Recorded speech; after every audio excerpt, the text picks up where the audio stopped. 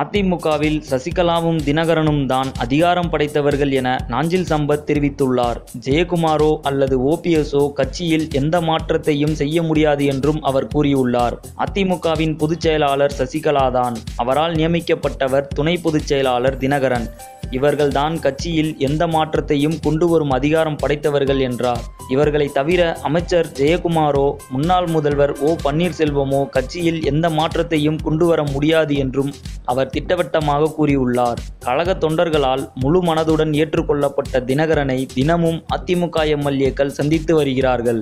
சட்டசபை கூட்டத்தொடர் முடியும் முன்பு அனைத்து எம்எல்ஏக்களும் தினகரனை சந்திப்பார்கள் என்று நம்பிக்கை தெரிவித்துள்ளார். ஆகஸ்ட் 5ஆம் தேதிக்கு பிறகு தினகரன் மாநிலம் முழுவதும் சுற்றுப்பயணம் செய்து தொண்டர்களை சந்திக்க உள்ளார்.